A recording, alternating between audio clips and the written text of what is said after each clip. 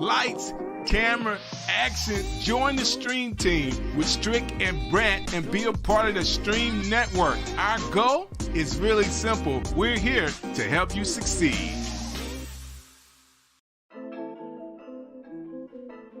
We live? Yeah. Strick City. Woo! Strick City. All over the world. City, man, we live. Yo, Strick City on the ride. Yo, look like surprise. Yo, taking your city like we live. Yo, man, we live. Yo, taking your city like surprise. Yo, on the ride. Yo, Strick City coming live. Yo. Whoop.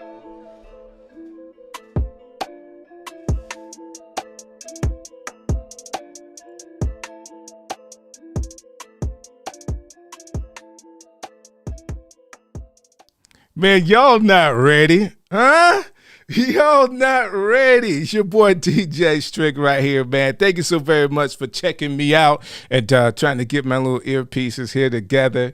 I have a great show lined up for you tonight, a great guest. And before I introduce him, I want to talk about a couple of things. If you haven't subscribed to the channel, please subscribe. If you're watching this in replay, I really do appreciate you doing that. Click the bell for notification. I have a ton of people right now that are in the comments, and man, I appreciate y'all being here.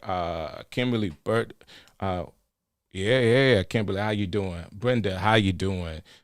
Bree, how you doing? Yolanda's, how you doing, man? There's a bunch of people. Melissa Washington, how you doing? Thank y'all for hanging out with us. I'm looking over here so I can see the comments, and I'm clicking them on the screen. If you got something you want to say, just put it in the comments. And if you haven't already, again, I'm going to say this. If you hadn't already hit the bell for notifications, first I need you to click the button for subscription first, subscribe first, and then hit the bell, all right? This month I have Jonathan Woods coming through, you know what I'm saying? Overseer Jonathan Woods coming through. I also have District Attorney Danny Carr coming through this month. So you guys will see my lineup for all the details on what the show is and what we're doing. You can go to my Facebook page, just search DJ Strick on Facebook, and you'll find me, and you can see all the stuff that I have going on. You've also saw in the beginning the stream show. I'm looking for people that want to be on the stream team. If you are a content creator and you need just a little bit of help and you're trying to find community in what you're doing so you could be better at creating content, join the stream team. All right. I have a co-host by the name of Brant Collins, and every Sunday, we're actually off for right now, but on Sundays at 6 p.m., we have a show called The Stream Show. And he and I together actually help people through the process of being live streamers. For more details on that, you can go online to thestreamshow.live. Again, that's thestreamshow.live. Get all the details about who we are, when our show is, and actually go through some of our past shows so you can catch up with what we're doing for streamers. All right. I'm sure there's something else I'm supposed to be saying, and I just remembered one thing. If you know me and you don't know who Kim Scott is, me and you need to talk. Kim Scott is my wife, and she is a jazz flutist with a new single out right now called I'm Every Woman. I need you to go find that on YouTube, Spotify, whatever, and stream it. We used to tell people to buy it, and you can still buy it. I want you to buy it, but I need you to stream it as well. I need you to listen to it. So every time someone streams this song, of course, it's just another person streaming, and we just keep it going, all right? But her name is Kim Scott. She is a jazz flutist, and some people say flutist, whatever it is, however you want to pronounce that. I'm cool with it, but go listen to her new single. It's called I'm Every Woman, and it's a great song with two other flutists. So she's collaborating with two other top female flutists, And man, it's just phenomenal that she's getting a chance to work with people in the industry, and it's blowing up. This song will be another #1 Billboard. I'm saying that so you'll know ahead of time. She is really good, and this song is a great one. I know you will enjoy it. That being said, I was hanging out in Cracker Barrel with my family, minding my own business, right? And I see my good friend hanging out, Bishop Davis, and we got a chance to catch up, and he had he mentioned to me, Strick, man, I'm ready to come back on the show. And why not? I would have him on the show all the time. Last time he was on, we had a great conversation. I mean, an absolute great conversation.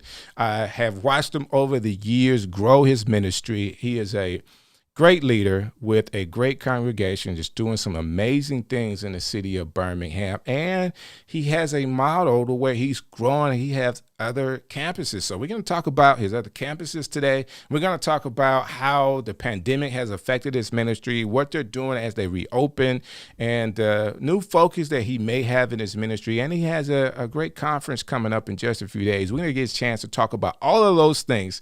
So without further ado, I'm really excited about this one, guys. Without further ado, Bishop Stephen A. Davis. How are you doing, sir? I am doing well, Strick. It's an honor to be on with you. I'm all excited. I had forgotten about Cracker Barrel, but now I remember, man. And Yeah. I got to check your wife out. I have to do that. Please, So please I'm glad do. to be here with you tonight. Please do. I would appreciate it. And I'm telling people about it. I mean, she's a phenomenal artist on her own ranks. More people know her than know me. You know what I'm saying? So when I'm out with her, I get to be the flute bag carrier when she lets me carry her bags. You know what I'm saying? Like I tag along with her. So it's really cool having that dynamic in our house. That being said, thank you for spending the time with me today, or being willing to spend time with me today. I know you got tons of things to do as you're leading your ministry, but it means a lot that you would kind of just stop and, hang out with little old Strick. Well, you have to have some fun sometimes, and it's always fun when I'm hanging out with you. Man, I appreciate you saying that. We got a lot to talk about tonight, and I want to dive right on in. Since I got you here, I'm going to make your time useful, and we're going to laugh a little bit. We're going to talk serious a little bit, and hopefully we get a chance to talk to some of the people, too, because I got tons of folks that are on tonight that are just, that are just excited to have an opportunity. I'm just throwing up some of the things. People are just so excited, just saying Apostle, saying hello to you. And it's really, really cool to have people that will travel with you. And when you're on, they're there with you as well. So thanks everybody for checking us out tonight. Again, if you do have a question, I would love for you to kind of chime in tonight, as I do have Apostle Davis here. And I mean, your people are just all over the place tonight. So there you go. Let me start off with this question, because there for a minute, we're talking about May, June, and July. It looked like we had somewhat of a handle on this COVID situation. Things started in a right direction, going down as far as new COVID cases, and it looked like we were about to get into some type of being normal. Okay, it looks like we were out of the fray of this COVID, and then we had the Delta variant show up, and it has spiked almost as high as it was in January of 2021. And, here in Alabama, let's say Birmingham, Alabama, UAB is getting to the place that they don't have as many ICU beds or the COVID unit beds available. Things are getting a little bit dangerous for folks. And it reminds me of how it was before. How do you, as a pastor through a time like this that we haven't seen before? How has it been for you? Well, for me, first of all, we realized that we were told, it was announced that we would enter into another spike. So I took that into account. and started to think more strategically about it and not put my guards down and kept really enforcing and reinforcing the wearing of masks, also the cleanliness of the hands, and making sure there was a little bit of distance between you and those who were not a part of your household. So I was already thinking that way because I deal with, people. We have a congregation, several congregations, and we have to make sure we model safety. I think we've done that pretty well. I don't think we've been perfect, but I believe we've done that pretty well, and we'll continue on those lines. Is to model it myself, my wife, just modeling whatever level of safety that we can for the people that we have influence over. And I think that's most important is once you find out who your audience is, who you influence the most, you want to model the best life, which is a safe life, before those individuals. Man, I can't agree with you more. The church has to be a model for safety, and especially when we are collecting people inside of a building, you just have to be aware of that. Now, I want to know, personally, where all those people were that wasn't washing their hands before the pandemic. I mean, if we got to tell you to wash your hands, man, we got a bigger problem. And that's just my running joke. That's my running joke since the pandemic, Bishop, that who you got to tell to wash your hands? But some people, I guess you got to tell them to wash their hands. They might just forget. I don't understand it. I'm one of those, as I get older, I'm more and more into germs. I'm a germaphobe. So I wash hands and hand sanitizer all at the same time. That being said, you're having to lead people, and I know that the pandemic, people have different responses to this pandemic. Some people have flourished in this time. They've used their time wisely. God has blessed them, and they're really making some huge strides. Other people have absolutely lost family members with an S on the end, and it has been like one of the toughest times in their lives to actually go through this season. How do you, as a senior pastor, as a bishop, not only your congregation, but your other campuses, how do you pastor and shepherd people through that?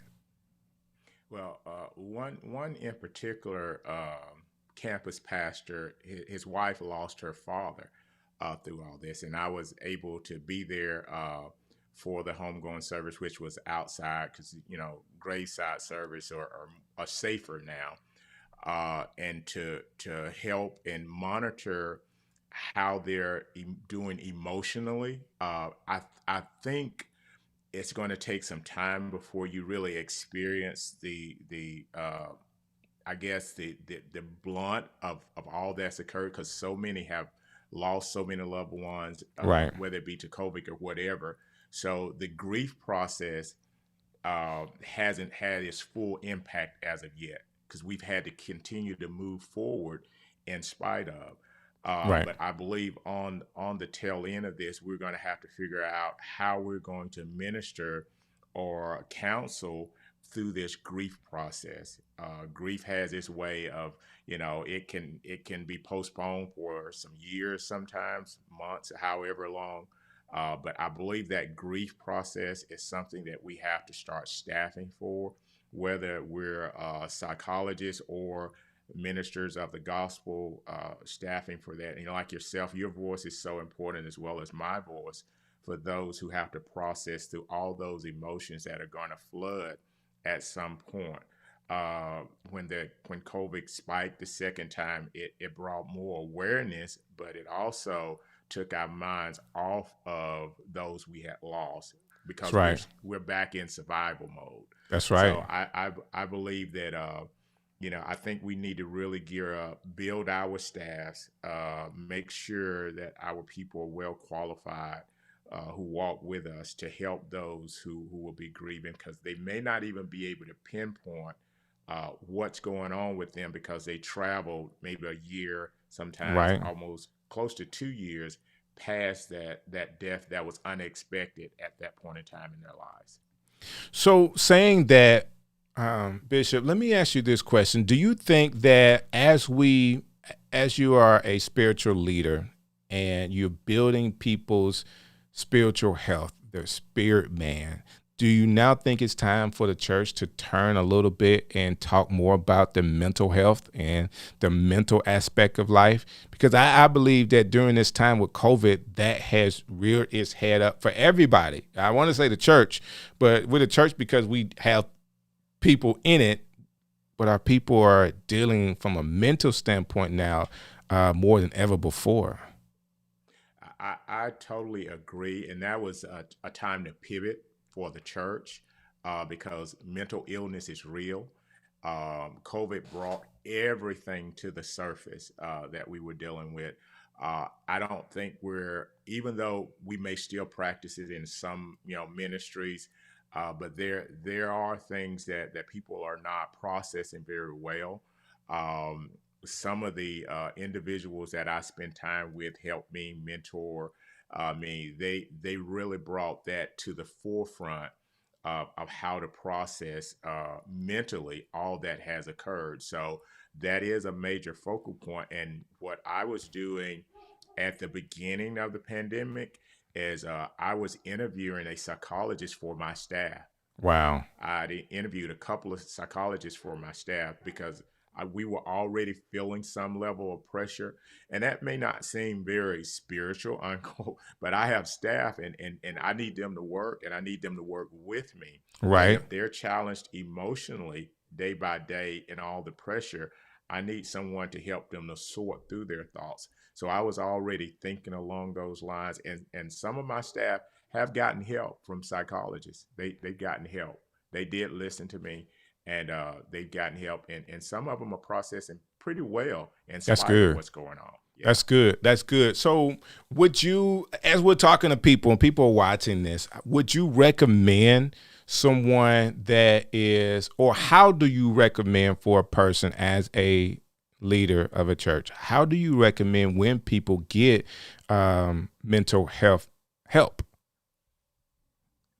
I think, for many, we have to watch character. We have to monitor. The Bible says, know those who labor among you. Exactly. So you have to notice when those character traits begin to change and mood swings and different things like that. And I'm constantly watching and monitoring what's going on around me. And we're our brother's keeper. That's right. Before things go too far with an individual, if you see them operating out of character, I think, there needs to be some level of approach, a soft approach to them to see how you can help.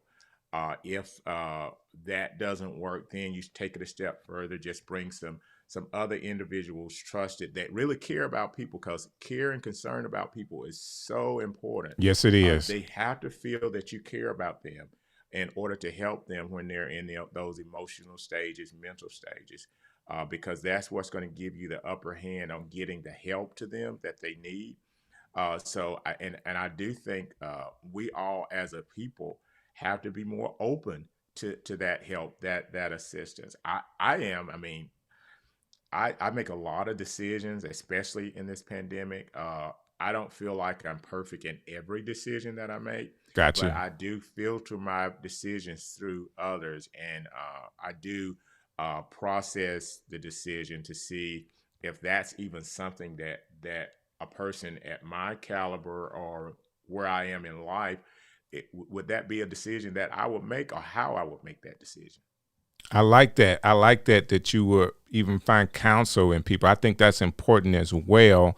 And it's biblical, a wise person seeks counsel, or seeks wise counsel. That being said, I just think it's so important as God even illustrates his heart to be a shepherd to us. Our pastors are our shepherds, and we're like sheep, and you have to find ways to be able to gather the sheep even as they're living their lives and grazing, and they have a part that they play, like the congregation has a part that it plays to the church, and then the leader has a part that he plays to that congregation to protect, to lead, to guide. And I think that through this pandemic, some of that has been interrupted because you're having to lead, or the church has had to lead electronically, like online.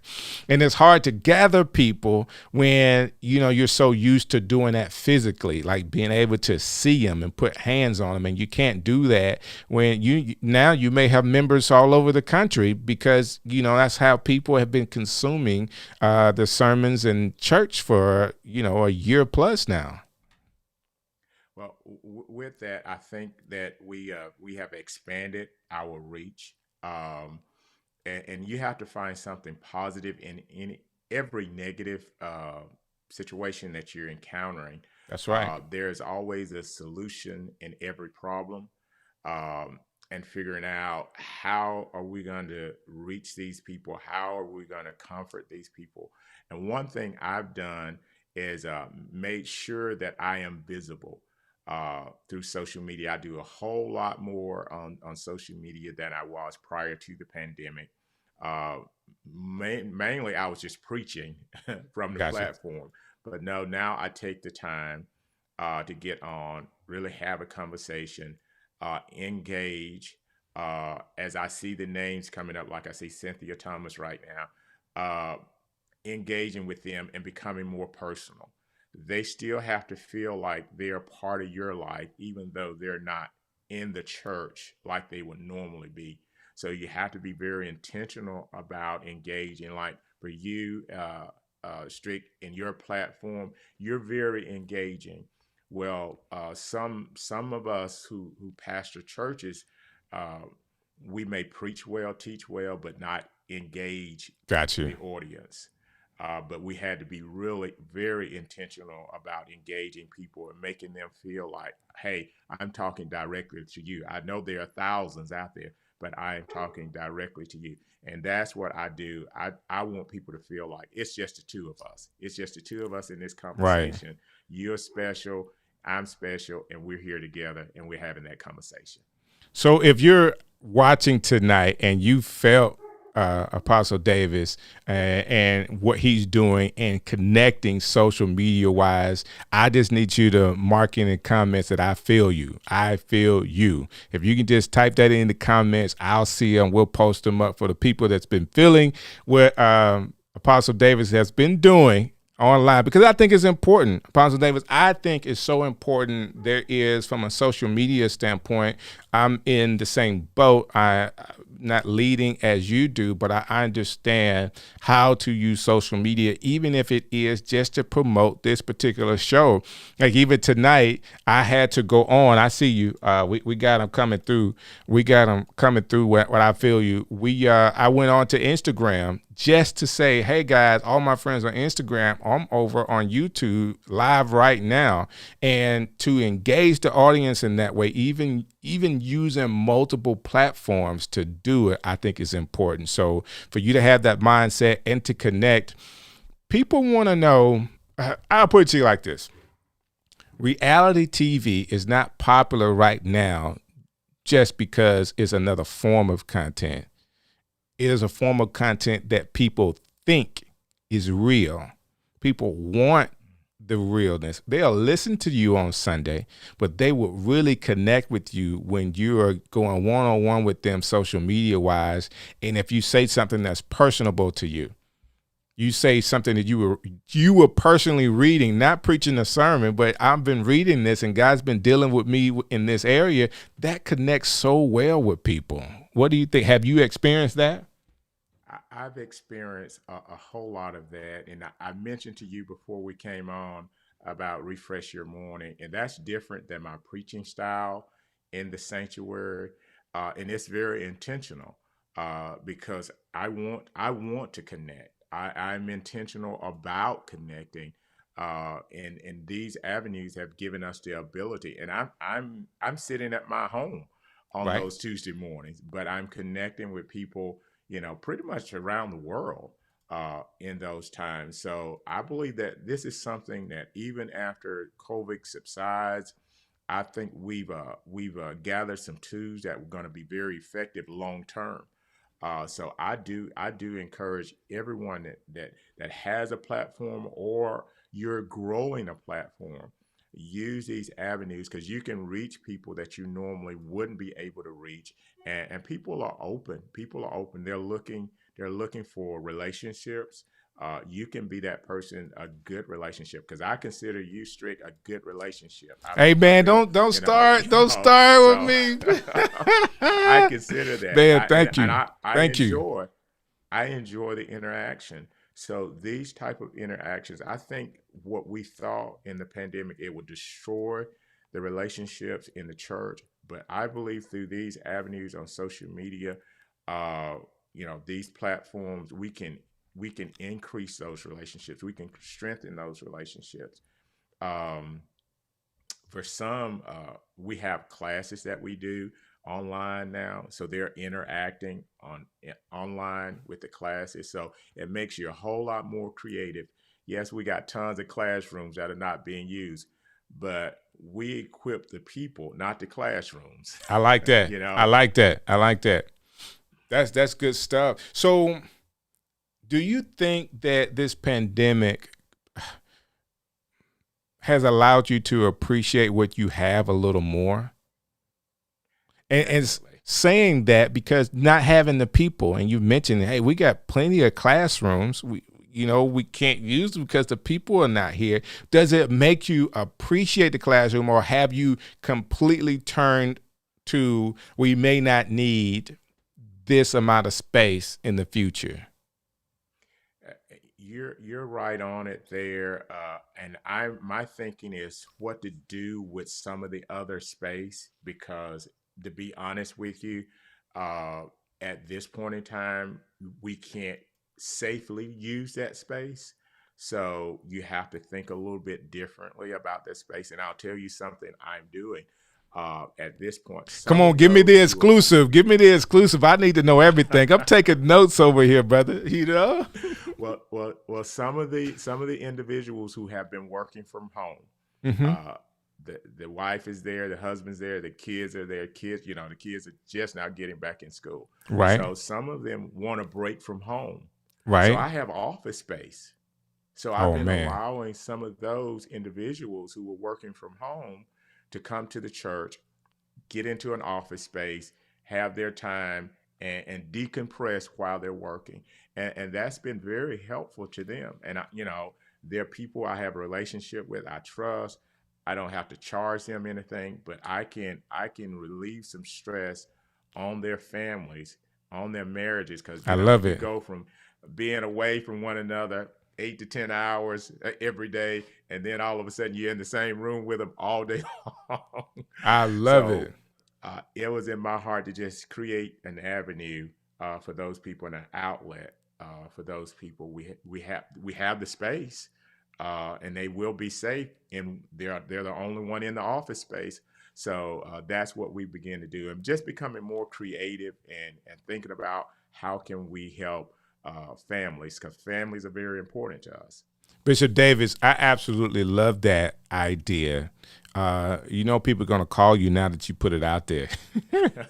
Oh, yeah, you got that right. Hey, They're going to call you now.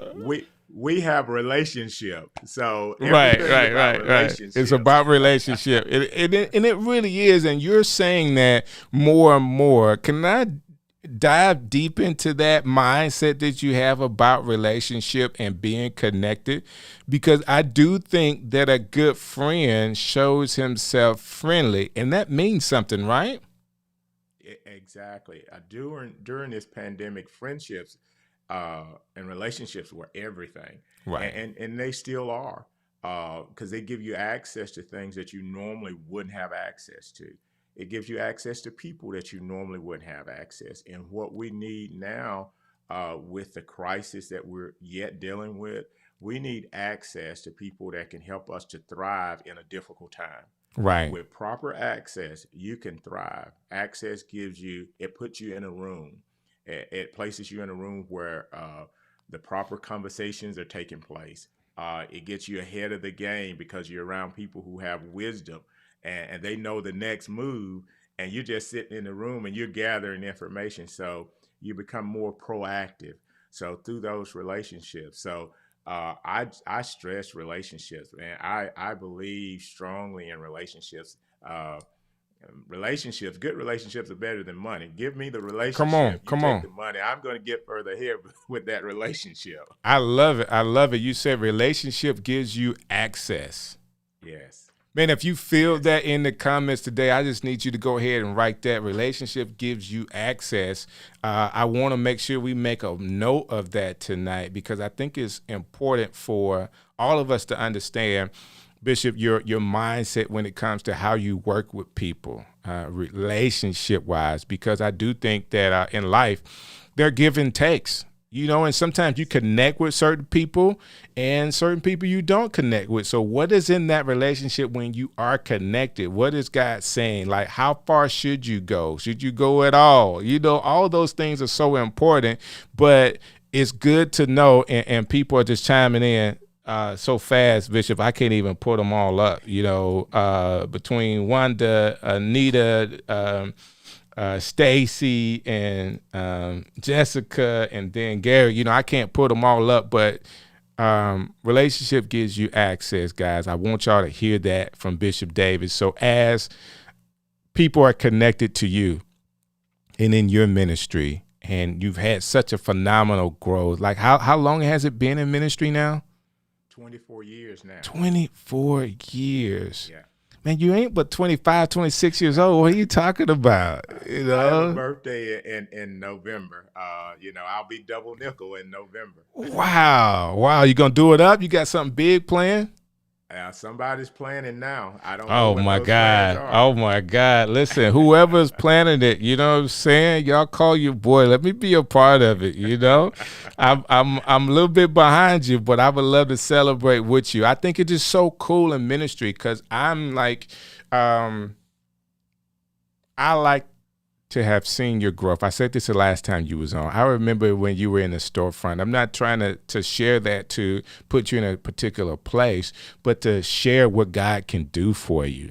You know what I'm saying? To share what God can do. How many square feet are you in right now in the church? 93,000 in the Birmingham location.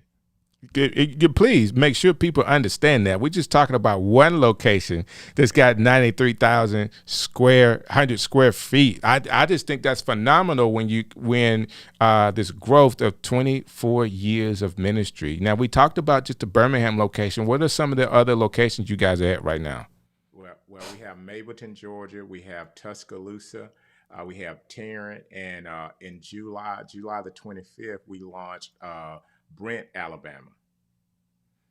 Okay, well, now I missed that one. I'm sorry, I didn't know. Brent, Alabama? Where's Brent, Alabama? Brent, Alabama was the 5th location. Wow. So we have Pastor Roderick Sales and Felicia there in Brent, Alabama. We have Pastor Gary Smith and Lady Tyree in Tuscaloosa. We have Pastor Leon and Tracy there in Tarrant. And then we have a staff of people there in Mableton, Georgia. Wow. Well, been to Mableton before, nice part of Georgia. And I'm hear you say it, and I'm just like on the inside, man. It's just so cool to me for your growth and for you to continue to grow and continue to build and continue to be the leader that you are. Is there was one thing that you can say as far as your leadership style that kind of separates you from other people? Let me say it this way, because I don't want to be we don't want to separate you from other people because the litmus is other people. If there's a leadership style that you say you feel most comfortable in leading, that this style is what God gave me, and when people come to our church and they're a part of my ministry, they're all in line. Is there a ministry style that you can or leadership style that you say, this is who I am, and it's you, and people identify you as their leader that way? Yeah, there is a difference in me that I work to more embrace because I'm very bold when I'm preaching, but very kind and loving in heart. And I like for people to know both sides, because if all you do is hear me preach on a Sunday or possibly on a Wednesday, you don't know the benefits of really being in relationship with me. because Gotcha. that's when you really benefit most. Well, I'll take that back. You benefit from the word that I preach. Okay. Gotcha. But then when you get to know me, you benefit from the love that I have for you. So it's twofold. It's like the lion and the lamb, I love it. and both are needed. In this pandemic, I had to be more like a lion, courageous, stay on the scene, uh, so that I'm visible. Lamb, when I'm able to get close enough to whether it be bump elbows or wave, the people can still feel the love that I have for them and the desire for them to make it through what seems to be so difficult for them right now. So it's both ways, and just knowing when to use the lion and when to use the lamb. That is awesome that you would say that. I mean, that's what I perceived as well. I perceived that it's different, like seeing you preach and then knowing the person is like two different things, but that's on purpose for you. I love it. I love it. And people that are around you, they know it, they understand it. And when it's time for ministry, guess what? You're serious. Yeah. Like this. Hey, we going to war. We're finna go to war right now. And then when it's in person, it's kind of like it's jovial. Like you love connecting with people. I think Bishop, you handle your role really, really well. I think you carry the anointing really well. Not at any point in our me seeing you over the years do I ever feel like you changed or you were unapproachable. You know what I'm saying? Like, I've known you for a very long time, and I just appreciate the fact that from day one, we've connected. And, sometimes you don't have to talk every day to respect somebody. You know what I'm saying? Exactly. I know exactly what you're saying. And there's a huge amount of respect that I have for watching you over the years and how you have led your church to, for people that don't know. And this is a older story between you and I, but people may not know even the story about how you've got your current sanctuary in Birmingham, which is a phenomenal campus. Could you tell that story for everybody really quick so people that don't know who you are can hear how God is blessing you and growing you over the years? Yeah. Well, it started out just believing God and having a vision for something that I felt like was bigger than myself. And I still believe for things that I feel like are bigger than myself. We started out in what was considered Pinson, and the building never belonged to us, but we done the ministry that we were going to do there. And then I felt the leading of the Lord. I think we had maybe about 50 to 60 people in membership then, and we relocated to Center Point. We didn't have a building in Center Point, so we rented the Center Point courthouse on Sundays, and we would go in and set up every Sunday and have our worship service. I would minister the word, we'd break everything down, remove it, and we done that every Sunday. We done home groups on Wednesday. So myself and my wife, we would rotate to different homes to sit in on those home groups. We were believing God for a building. We finally ran into a guy at which is O'Reilly's Auto Parts now. It used to be they were renovating it to do a what was that, arcade. Okay. Yeah. So it was going to be an arcade there, and for some reason they weren't able to open it. And I came by and talked to the owner. I told him I would like to rent the building. He said, well, we can't do anything with it right now, so we might as well allow you to. So we rented a building, had, I think, 3 bay doors on it. It was a warehouse. Right. But we went into that warehouse, and we didn't change anything on the outside because I just didn't feel to change anything on the outside. But we made the inside a sanctuary and created administrative offices and a children's area, So it was nice, and we went to 2 services in that warehouse. Wow. Yeah, and so we were growing, and because I did not change the outside of the building, O'Reilly's Auto Part approached me right after I signed a contract with the owner that I wanted to purchase the building. They came to me and asked, was I willing to sell the building? So you're Wow. talking about 2 or 3 months in, I've signed a contract that I wanted to purchase a building. O'Reilly's Auto Part comes and purchased the building from me. Wow. Won't he set you So, up? Won't he set you up? Hey, God knows how to set you up.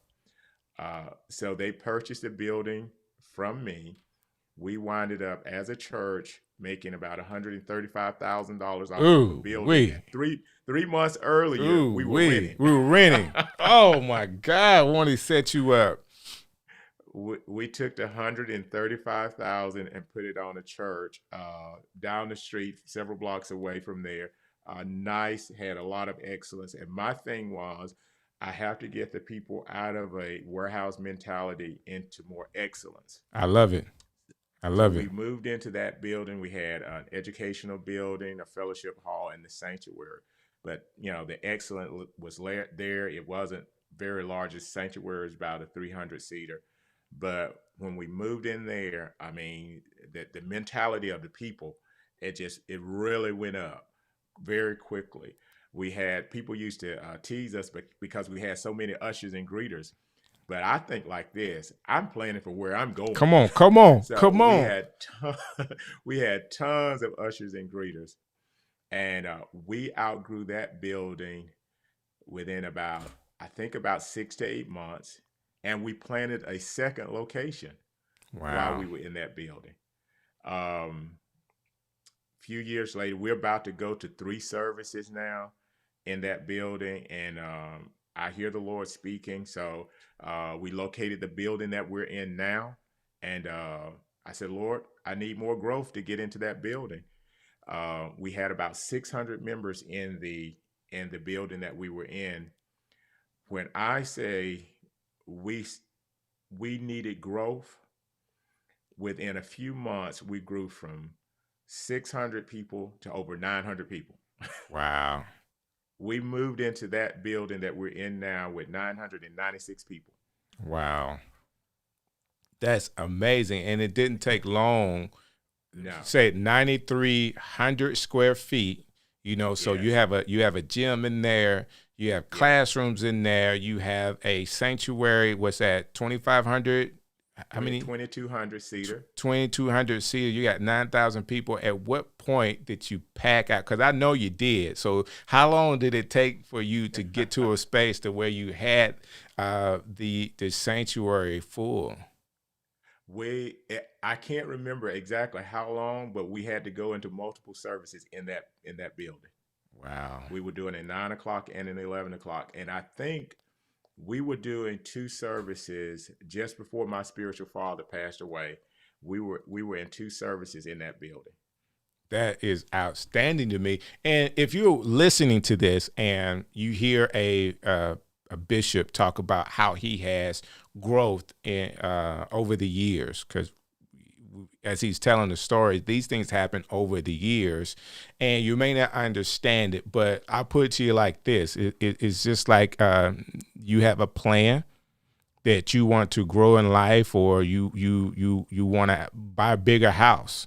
All right. And God starts to start a plan that you see God moving in, from you connecting with a realtor, and then you're connecting with a mortgage person, and your credit is not the best, but you start getting that together, and you see God start making moves in your life that you can't explain, but you're in a place to buy a house that you never even thought that you could ever afford. That's what this story is about. Now, we're explaining it from a shepherd's perspective and his growing his ministry, but the same God that led Bishop Davis down this path is the same God that you can have connections with as well. And that's what I get out of your story, Bishop Davis, is that God is not You know, he wants to bless you, and he's going to bless you because of your obedience and your leadership and all of the anointing that he has inside of you. There's certain people that can only be reached by you, Bishop Davis. And I think as you grow and have more campuses,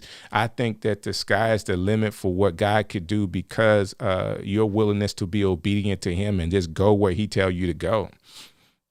That being said, it hadn't all been great days either. So even for yourself, how do you handle those times in ministry where it ain't a perfect day? You know, it didn't go your way. And God, I didn't see this coming, but I see it as a test. How do you get through those times? Well, I've had, tons of moments that were not favorable, more than I wanted. But my perspective was always that the same God that started me, come on now. the same God is going to finish me. Man, listen, hold on 1 second now. If you're in the comments, like I got tons of people, Bree, Anna, Zandra, and who is that? Kimberly. If you guys are in the comments, he said the same God.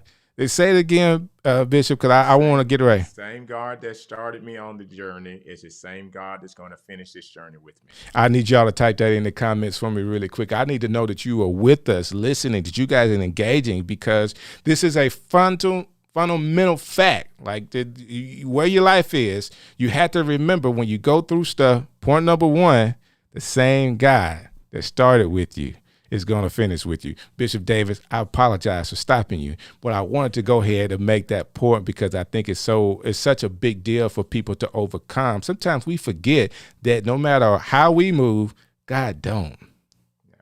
Honestly. If we were preaching, we would say God is the same yesterday, today, come on now. Forever. That's true. So he's never going to leave us out. I just made up my mind. I'm never going to leave him out. Come on now. Come on. I love it. When you're called to do great things, you need a great God with you, and that doesn't mean that you're always necessarily speaking in tongues all day. But once you get your assignment, execute. I get my assignment, I execute. I just believe it's gonna be done. I mean, I got help. Right. I'm taking the message that I receive, and I'm gonna walk it out to full manifestation, and that's just how I think. I love it. I love it. And it's come on, people are typing it in right now. Once you get your assignment, execute. That's a word for somebody as well, because we need to hear that. People need to know that even in your perspective as a pastor, as a shepherd, as a bishop, as an apostle, hey, God has called you to do certain things, and you got to do it. And sometimes it's contrary to what people may want you to do. Am I right in saying that? You're definitely right. And if you look for affirmation from people towards something you feel within, you may get some positive, but you're possibly going to get a little bit more negative concerning it. And, I believe if I'm going to ask, trusted people, proven relationship people. I'm not just going to ask anyone. But once you know what it is that you're supposed to do, then start putting a plan in place. Let God know that you believe it so much. Say, for instance, if God says he's going to give you a home, well, I'm not just going to sit where I am. I'm going to go look. Come on. The building that we're in now and the previous building, the Lord led me on a search, and I found those buildings. Come on. I didn't know they existed. Come on. Oh, my God. I did not know those buildings existed. So I know we're telling a story, people, but I want you to listen to me. And thank you, Donald Ponder, for actually clicking into the comments. I didn't know you were watching tonight, sir, but it's always good to know that you're around. So another one of your members is a great dear friend of mine, known him for a very long time. So big shouts out to him and his whole family. If people can get the concept of what you're saying tonight, you had a vision, God told you something, and you just didn't sit on the word. You actively started to work on it. You had a vision, and it is just a dream, a thought. Okay, I feel God moving in me in this direction, but you started moving. You said it again with all the ushers and greeters that you had. Like, why you got all these people? Well, we're not going to be here forever. So if we go to, we may go to a church that's got a couple of more doors. We may need a couple more people. I love that forward thinking because God can use that. What if, okay, if you just had enough, I got enough of where we are today. What if God wants to expand you? What do you have to do? Like, you got to try to find volunteers. You're doing stuff. Hey, anybody volunteer when you could just be ready? We should do everything within our power to prepare. God, He's always going to do something bigger than what we're trying to prepare for, but we have to do our part in preparation, and that's where you'll get criticism, right? Preparing for a day that others can't see, but the day that you're preparing for is just as real as the day that you're in, and people don't. They don't always realize that your reality is that day that you see ahead of you. Their reality is the day that they're in. So, and God reality is at the beginning and the end, all at the same time. All at the same time. I love it. I don't want to be necessarily where God was. I want to be where He is, and He's always ahead of me. So I'm aiming at the place that's ahead of me, in which it keeps me from falling into depression. Come on. When I go through the dips. Right. Because I'm looking beyond my dips. I believe that I've experienced some hardship that I didn't properly process because I was so excited about what I saw ahead. I didn't notice how bad off it was where I was at the time. Wow. And to be open enough to share that for somebody, to number one, know it, hey, I was in a bad spot because I was looking further in the direction and I didn't know where I was. How are you overcoming that even now? Really continuing I found within me, your difficult times will reveal your level of endurance. So I learned from my challenges that I had more endurance and an ability to persevere. I learned that I could be focused in turbulent times. And then I started to say to myself, if I can be focused and I still have endurance and I'm still positive, maybe I'm called for a greater place than where I am. Because I know there's pressure for where I'm going. So if I can handle that pressure now, maybe I need to see what's on the other side of this thing. It's almost like wondering, okay, why is the devil fighting you so hard? Come on now. Is he fighting you for where you are? Or is he fighting you for where you're going? I feel like he's fighting me for where I'm going, so I might as well arrive there. So, Bishop Davis, I have an idea. I have like tons of books inside of me, and more than anything is book titles. I don't have whole books. I just have book titles. And one of my book titles is The Ingredients to Greatness. And people don't really understand all of the ingredients to greatness because you think ingredients to greatness, or people would think ingredients to greatness is all good stuff. You got to be a leader. You got to be strong. You got to be healthy. You got to be engaging the people, all these good things. But ingredients to greatness has some bad times in it. All right. It has some personal attacks in it. There's nobody in the Bible that we could recognize as being a great leader that doesn't have some type of scarred past, that didn't have some letdown to where either they were let down or God let them down to see what they would do.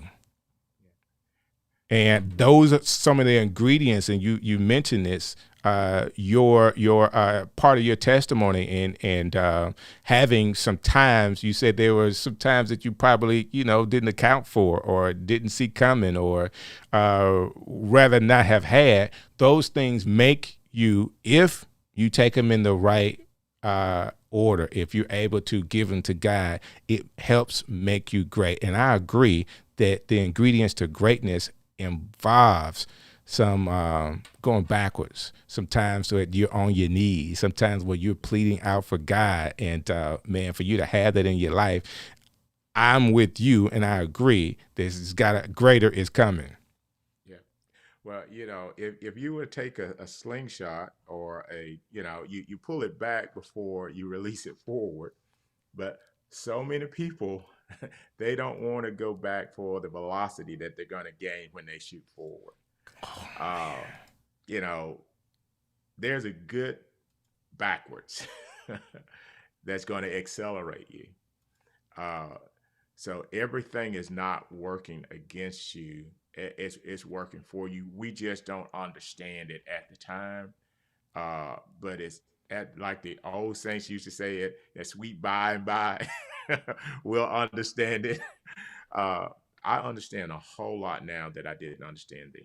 That's I good. appreciate a whole lot now that I didn't appreciate then. And what I'll tell you what I'm expecting now. Yes, sir. I'll say this. I'm expecting this huge manifestation that's not going to take long. You want to know why?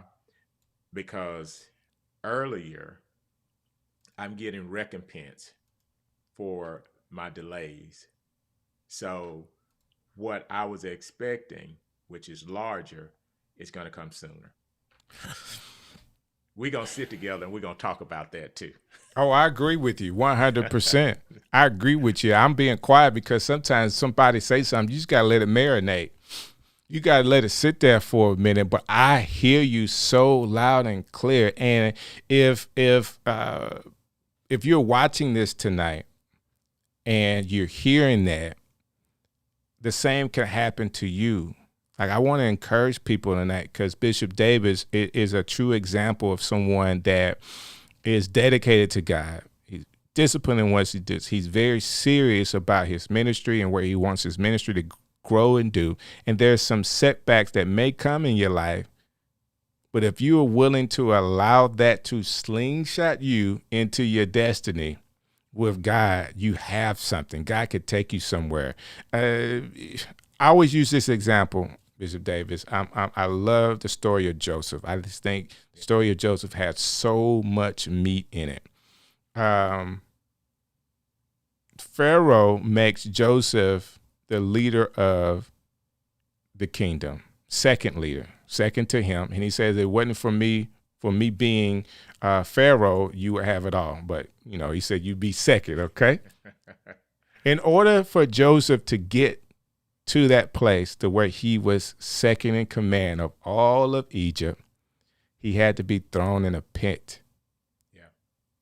If he didn't get thrown in that pit that led him into jail, into slavery, and all the other stuff he had to go through, he would never get to the point where he was second in command in Egypt.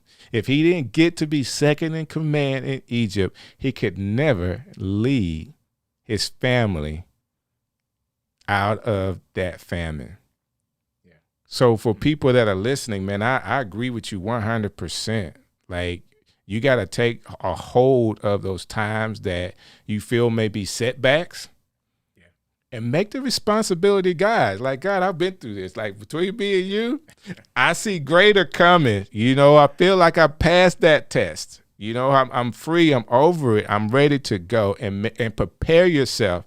Get you some extra ushers. Get you some extra greeters and prepare yourself. That being said, the growth that you're going to have. Let's make it practical for some people, pastors that may be listening. What is it that you're doing now in preparation? Just like before, where you talked about the extra ushers and greeters, what are you doing now to prepare for that greater? I am, if you were in my setting, you would see individuals coming through the ministry that some of my other members and leaders are not necessarily acquainted with. I'm acquainted with them, but they're coming through, and there's some level of recruiting that's taking place for that day. I am not recruiting because I want it to be good for today. I'm recruiting to help enhance the tomorrow.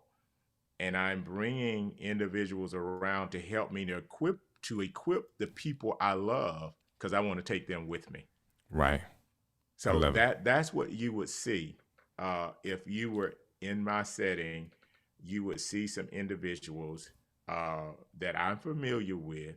You would see those individuals functioning with me to help me to prepare people that I love for a day that they thought they would never have, but they will have it because they're hanging out with me. Y'all better get ready over there. Refresh Family Church. Y'all better get ready over there. Listen. I love to hear you speak. I love the grace that God has placed on your life, and for the anointing to lead people the way you do. I say that because I personally have a formula. I say, hey, if you do these things, that's church growth. And you're not on TV. You know what I'm saying? And I say, man, you got to be on TV like you've done it without really pressing that button, like you've done it to where you, the growth that just come by the people, like the people are growing the people and you're leading what God is giving. And anytime you see that, personally, I see God trusting you with his people. You know, that's what I see. I see God trusting you. Even in the midst of everything that goes on, when you see greater is coming, brother, I see it all over you. Like, come on, you're still super young. You're still super young. You got a lot of ministry in you, and I'm excited for what God is doing. That being said, you have a conference come up. Let's talk about this conference. I tell you what, let's catch our breaths for a few minutes. I'll play the video for the conference, and we'll come back and you can give the details of what wins, why, and all the other kind of stuff about it. Is that cool? That's cool. All right, let's do this. Get ready, because it's time to shift. That's right, the Shift Conference is coming. It's coming September 19th through the 22nd, right here at Refresh Family Church. You don't want to miss it, with special guest speakers including Bishop Joseph Walker III, Pastor Gerald Brooks. Also in the house, Bishop David Lazarus. Hear an incredible word from Pastor Mark Baker and Dr. P. Ronald Wilder. To register online for the Shift Conference, just log on to theshiftco.org. Refresh Family Church. As we worship together, remember our 5 goals: serving the needs of families, reaching the lost, equipping the saints, reaching the nations, and transferring to generations. Refresh Family Church is more than a church. To find out more, visit our website at refreshfamily.church. I love it, brother. Yeah. Oh. Listen, I'm a church boy at heart, man. I really am. So when I see that, I really get up. I will have to say this only because I know you also have Dr. Thomas Beavers coming to the Shift Conference as well. Yes. I'm excited about that. Yeah. I've been wanting him for a while, and it's going to happen during the Shift Conference. That's awesome, man. So how did you come up with this? Is the second year for this conference, or have you been doing this for a while? Now, this is going to be the second year. Our first year was in 2019, and then we were planning for the next year. With 2020, COVID hit, so we couldn't. So we held off until this year. So we're not going to be as full in capacity, but we are going to be online. You'll be able to stream and everything. But we're just thoroughly excited about it. The lineup is just a major lineup. It is. These guys are really, all of them. You don't want to miss not one speaker. Wow. In this Shift Conference. So is it just online, or is it in person and online? It's in person as well, and you can go in. You can register at theshiftco.org. You can register. So we still have a little bit of room left, but we're going to have to cap it off at some point so we can really maintain the safety of the people. I love it, man. Bishop, thank you for coming to hang out with me. This is so cool. This is so cool. And before I go, let me not forget that I wanted to go down the list as much as I can of the people that's been in the comments. Definitely one of your campus pastor, Gary Smith. Can we take, while I look at this, can you shout out some of your campus pastors and some of your leaders that you just want to make mention of tonight? Well, Pastor Gary Smith, Lady Tyree, they're down in Tuscaloosa, and I don't know if you're an Alabama fan or not, but Roll Tide. Well, that Bishop, look on your face tells me that you're an Auburn fan. War Eagle, sir, War Eagle. but they have done a wonderful job there, and just a great son and daughter in the Lord. And I went down just recently to do a service, a 6-year anniversary. Got there, they had renovated a room, an office. Man, they had a nice office just for me when I got there, and I was so blown away. I thought I was the only one that does things like that for people. Wow! But, it really touched me deeply, and I really appreciate Pastor Gary, Lady Tyree, and the members there for being so generous and being so kind.